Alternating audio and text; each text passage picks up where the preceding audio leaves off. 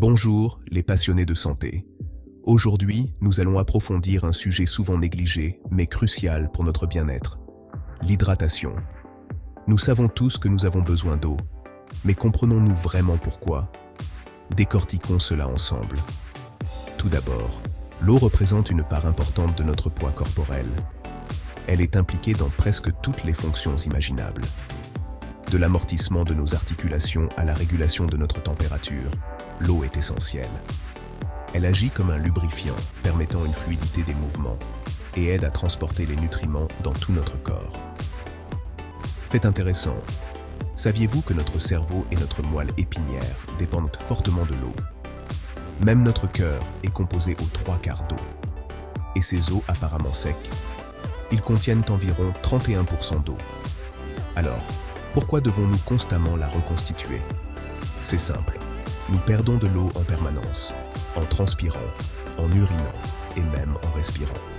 Cette perte continue d'eau signifie que nous devons contrôler notre hydratation pour éviter les pièges de la déshydratation et de la surhydratation.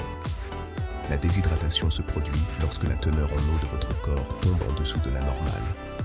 Votre cerveau possède des capteurs qui détectent les faibles niveaux d'eau et déclenchent la libération d'une hormone aidant vos reins à conserver l'eau.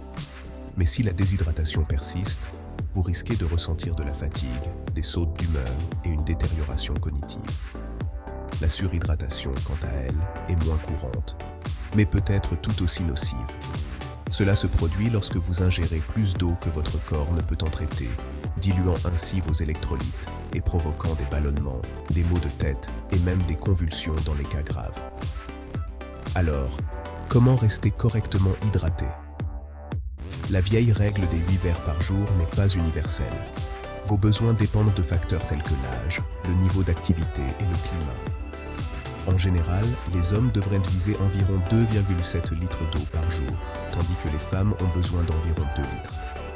Et n'oubliez pas que d'autres boissons et fruits et légumes riches en eau, comme les fraises et les concombres, peuvent vous aider à atteindre vos besoins en hydratation. Rester hydraté ne se résume pas à étancher sa soif.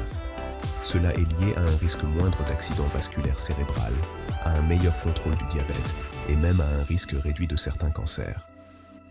En vous assurant de boire suffisamment d'eau tout au long de la journée, vous rendez un grand service à votre santé. Alors, la prochaine fois que vous prendrez un verre, rappelez-vous toutes les façons incroyables dont l'eau maintient votre corps en parfait état de marche. Restez hydraté, restez en bonne santé. Merci de nous avoir suivis. Si vous avez trouvé cette vidéo utile, n'oubliez pas de liker et de vous abonner pour plus de conseils santé. À bientôt.